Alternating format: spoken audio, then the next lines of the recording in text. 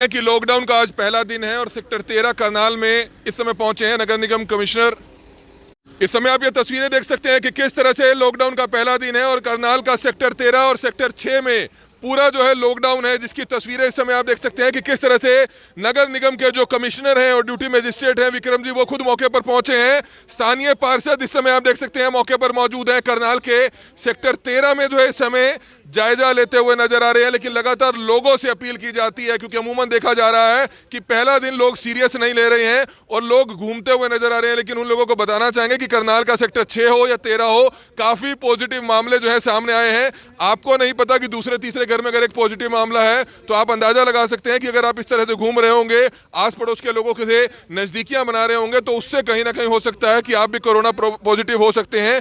इसीलिए प्रशासन ने जो है 1 हफ्ते का ये लॉकडाउन लगाया है। इसलिए हमारी आप सभी से अपील रहेगी कि जितने भी लोग इस वीडियो को देख रहे हैं, इस वीडियो को जरूर शेयर कीजिएगा। कालड़ा मार्केट, जहां पर अमूमन आप देख सकते हैं कि काफी ज्यादा भीड़ रहती थी, काफी ज्यादा रश रहता था, लेकिन आज आप देख सकते हैं कि लॉकडाउन का पहला दिन है और किस तरह से सन्नाटा पसरा हुआ है। लेकिन लोगों से सिर्फ यही अपील है कि 1 हफ्ता प्रशासन का कोऑपरेट करें, क्योंकि ये 15 दिन जो है पीक का समय है। 15 दिन काफी पीक हो सकता है कोरोना का। इसलिए इस समय जो विक्रम जी हैं नगर निगम आयुक्त हैं, उनसे जानना चाहेंगे, सर क्या कहना चाहेंगे। सेक्टर 13 और सेक्टर 6 आज पहला दिन है लॉकडाउन का, तो किस तरह से हालात देखे आपने और इस बारे में क्या जानकारी देना चाहेंगे। जैसा कि पहले सेक्टर 7 और 8 पार्ट 2 में लॉकडाउन लगाया गया था, तो उसमें आज सुबह से सेक्टर 6 और सेक्टर 13 में भी लॉकडाउन लगाया गया है।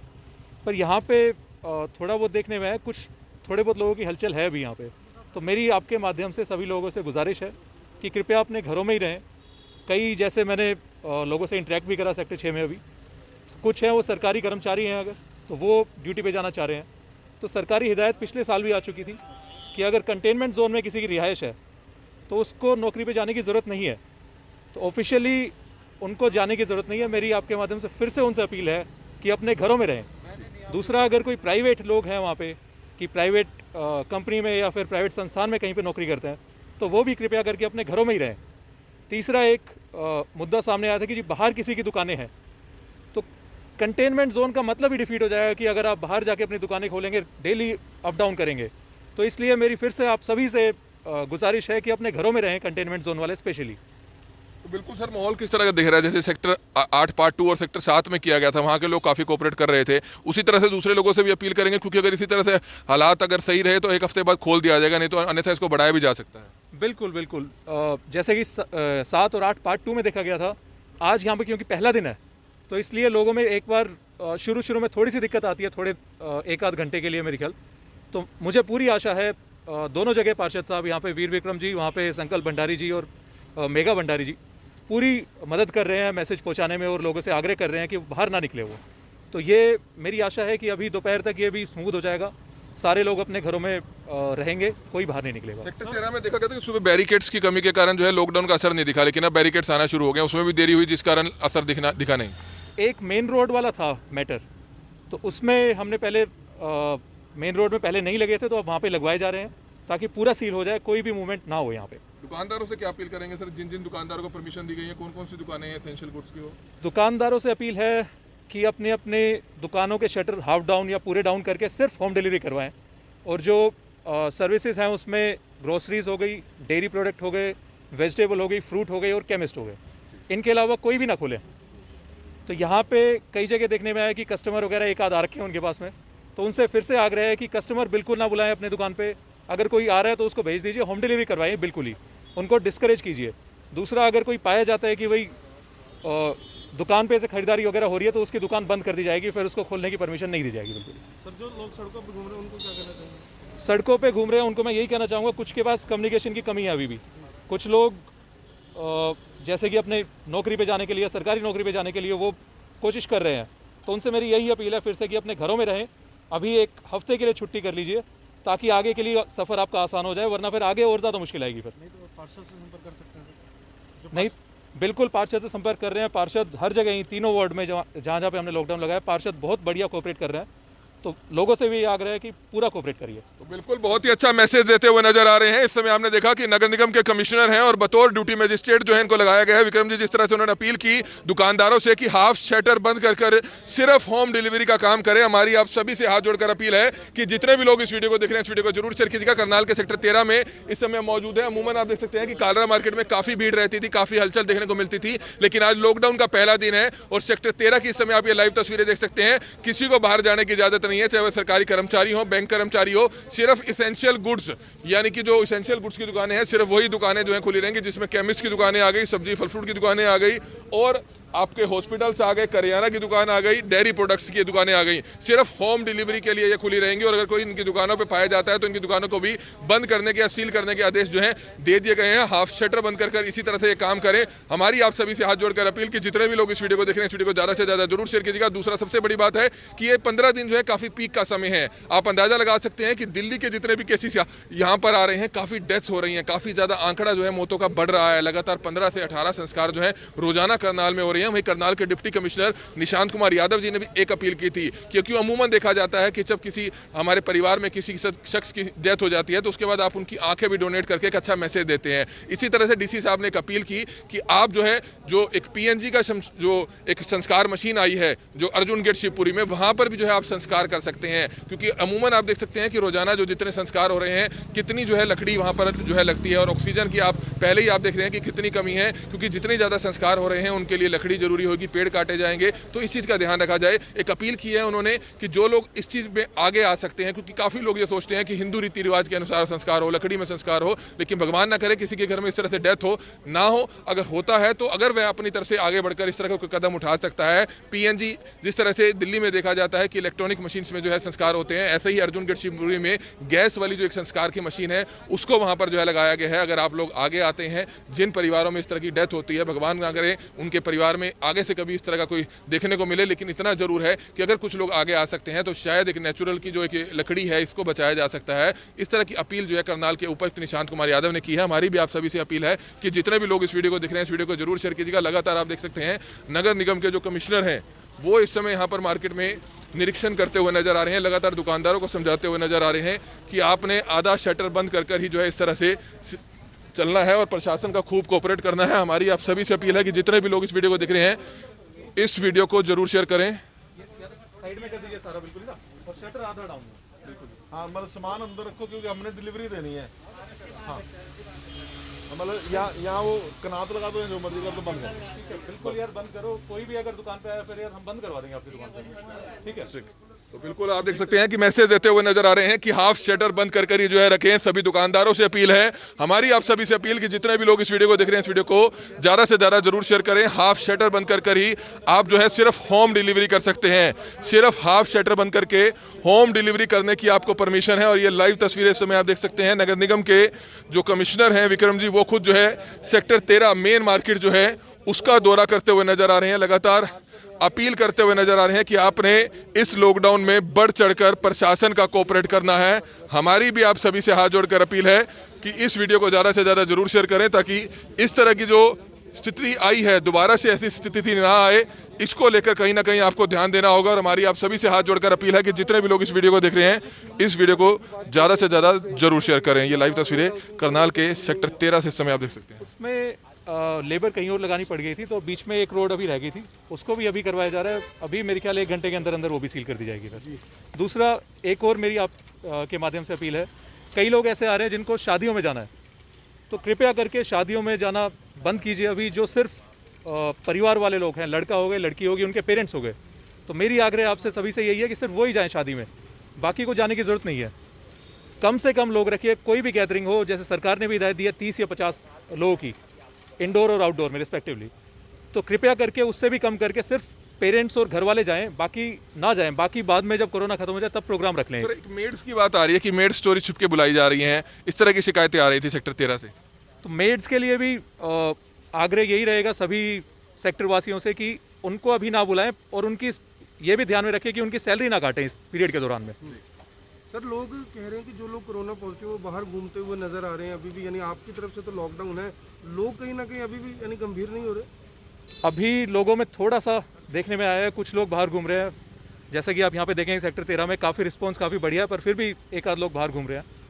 तो अभी या तो उनको कोई इमरजेंसी के लिए जाना पड़ रहा होगा या कुछ भी, तो पर उनसे आग्रह है आपके माध्यम से ही फिर से कहना चाहेंगे कि अपने घरों में रहें। दूसरा, जो लोग भी अपना ये रेस्टोरेंट वगैरह भी चला रहे हैं, ये भी कृपया करके अब बंद करें कुछ दिनों के लिए, 5-6 दिनों के लिए, जब तक लॉकडाउन है रिस्पेक्टिव सेक्टर्स में। Sir sector 6 sector 13 education hub है, एजुकेशनल इंस्टीट्यूट्स हैं, यानी कि बच्चों को घर बिठा कर ही पढ़ा रहे थे, अब वो इंस्टीट्यूट्स बंद रहेंगे। कल वो कह रहे थे कि हम डीसी साहब से मिले, डीसी साहब ने कहा है कि अगर जो कमिश्नर नगर निगम है वो अलाउ करेंगे तो हमें कोई दिक्कत नहीं, वो ट्यूशन पढ़ा सकते हैं ऑनलाइन। उसमें कल भी मेरे सामने ये बात आई थी, तो उसमें जो एक आध कोचिंग सेंटर वाले थे, तो मैंने उनको यही आग्रह करा था, अगर आप अपना सेटअप लेके, क्योंकि ऑनलाइन ही है वो, लैपटॉप या फिर उनको कैमरा या टीवी इंस्टॉल करना है, अपना सेटअप लेके अपने घर पे इंस्टॉल कर लें, तो वहीं से स्टूडेंट्स को अपने गाइडेंस से डिजिटल क्लासरूम्स बनाए हुए उन्होंने, तो पॉसिबल नहीं हो पाता, बच्चों की पढ़ाई भी खराब होगी। अगर इतना अलाउ करते तो कम से कम बच्चे पढ़ लेंगे, घर बैठ के टाइम भी पास हो जाएगा। उसमें एक बार देख लेंगे कितने लोग हैं ऐसे वाले, तो उसमें अगर पॉसिबल हो पाएगा तो बिल्कुल। अगर वो उसी प्रेमिसेस में रहते हैं तो अलाउड है सर, इंटरनल प्रेमिसेस में रहते हैं तो। अगर इंटरनल उसी सेक्टर में रह रहे हैं, जिस सेक्टर में उनकी वर्किंग की वो है फैसिलिटी है, तो वहीं पे ही जाके कर लेंगे। पर बाहर से 1 या 2 लोगों को टीचर्स को परमिशन देंगे सर। 1 या 2 अगर उसी सेक्टर में, बाहर से मूव ना करें, बिल्कुल बाहर से मूव नहीं, कंटेनमेंट जोन के बाहर से मूव ना करें। दूसरा सर गैस सिलेंडर्स की दिक्कत आ रही है, एंट्री नहीं करने दे रहे सेक्टर 6 में, अभी फोन आ रहे हैं, ना दूध वालों को करने दे रहे हैं, वो थोड़ा सा मैसेज हो जाए। अगर लोग पैनिक किसी वजह से होते हैं, जब दिक्कत आती है उनको कुछ मिलेगा नहीं। तो अभी जैसा असेंशियल सर्विसेज है हमारी, जैसा आपने कहा दूध वाले हो गए या फिर सब्जी या फिर ग्रोसरी वगैरह ये वाले हो गए, इसके अलावा गैस सिलेंडर्स हो गए या फिर बिजली के कर्मचारी हमारे हो गए जो एकदम असेंशियल सर्विसेज में आते हैं, तो इनके लिए कोई रोक टोक नहीं होगी। अपना आई कार्ड दिखा के, या गैस सिलेंडर्स वगैरह वाले होंगे तो वो तो दूर से ही पहचाने जाते हैं, नहीं कर रही सर अभी कवरेज उसमें कोई नहीं, हम मैसेज करवा देंगे फिर से। अभी इतनी अच्छे से पुलिस को भी कम्युनिकेट नहीं होगा, आज सुबह ही उनकी ड्यूटी लगी होगी, तो हम कम्युनिकेट करवा देंगे। शुरू में थोड़ी बहुत देर के लिए कुछ दिक्कतें आती हैं, वो मेरे ख्याल दोपहर तक ठीक हो जानी चाहिए। आखिरी सवाल है बिल्कुल, इस समय आप ये लाइव तस्वीरें देख सकते हैं, नगर निगम के जो इस समय पार्षद हैं वो भी हमारे साथ मौजूद हैं, उनसे जानना चाहेंगे सर क्या कहना चाहेंगे, किस तरह से लॉकडाउन के असर देख रहे हैं सेक्टर 13 में, इस पर क्या कहना चाहेंगे। ऐसा यहाँ के लोग बहुत अच्छा सहयोग दे रहे हैं, सारे पढ़े लिखे हैं, और मेरी सबसे बात हुई सुबह, मैं 6 बजे का वार्ड में हूँ, तो मैं तो सब लोगों से ये अपील करूँगा कि जो प्रशासन ने 1 हफ्ते का लॉकडाउन लगाया, ये बहुत ज़रूरी है कोरोना की चेन तोड़ने के लिए, क्योंकि हमारे इस वार्ड में कोरोना केस बहुत ज़्यादा है, और जो कोरोना केस जिसके घर में है उसके जो अटेंडेंट या रिश्तेदार है वो बाहर घूम रहे हैं, और वो भी कोरोना फैलाने का एक कारण हो सकता है। तो इसलिए मैं सभी से अपील करूंगा कि जिसके घर में भी कोई कोरोना के लक्षण है या जिसको महसूस हो रहा है, वो कृपया घर में रहे, दूरी बना के रखे, सोशल डिस्टेंसिंग बना के रखे, और बाजार में मार्केट में कम से कम खुले।